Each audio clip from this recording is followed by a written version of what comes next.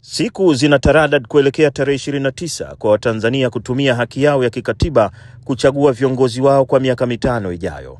Na kwa sasa, kama alivyosema hii leo huko Sumbawanga, mgombea urais kwa tiketi ya CCM, Rais Dr. Samia Suluhu Hassan, ni kila mtu ajiandae kwa uchaguzi huo. Sasa ule wakati ambao wananchi wote tumeusubiri kwa hamu ili tufanye maamuzi kuhusu viongozi tunaowataka unakaribia kufika. Na wale walioko wanasema mwezi wa 10 tuna jambo letu, jambo linakaribia kufika. Ni siku 10 tu zijazo.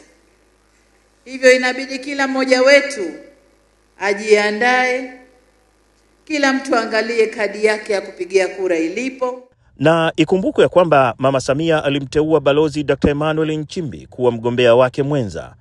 Na akiwa katika uwanja wa ndege wa Songea hii leo kwa mikutano miwili ya kampeni mkoani Ruvuma, Balozi Dr. Nchimbi ambaye nyumbani ni mkoani Ruvuma, aliwaambia maelfu ya wakunyumba waliojitokeza uwanjani hapo kumlaki ya kwamba amejiandaa vilivyo kumsaidia Rais Samia mpaka tone lake la mwisho la damu. Na mimi ninachotaka kuwahakikishieni ni kwamba kazi ya kumsaidia Mama Samia kuongoza nchi yetu, kumsaidia kuhakikisha kwamba tunapata maendeleo, nitaifanya kwa nguvu na kwa uaminifu. Nataka niwahakikishieni sitawaangusha. Sitaki baada ya miaka 3 miwili Rais Samia aseme mimi nasikitika sana kwa nini nilimchukua huyo, au sio? Nataka baada ya miaka 2-3 Rais Samia aseme kwa kweli yule mtu wa Ruvuma ananisaidia.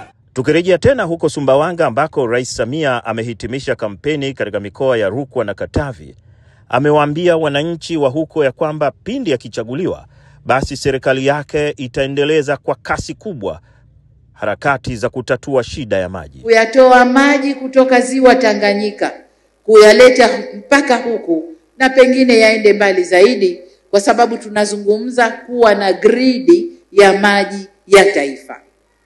Na gridi hii itatumia vyanzo vitatu vikubwa: ziwa Tanganyika, ziwa Nyasa na ziwa Victoria. Huko ndiko tutakakotoa. Njia tatu hizo zitakwenda pahali zikutane, tufanye maji ya gridi ya taifa. Tuwe na storage, akiba au hifadhi, ndio neno zuri, hifadhi ya maji mengi ambayo hii ndiyo gridi yetu ya taifa.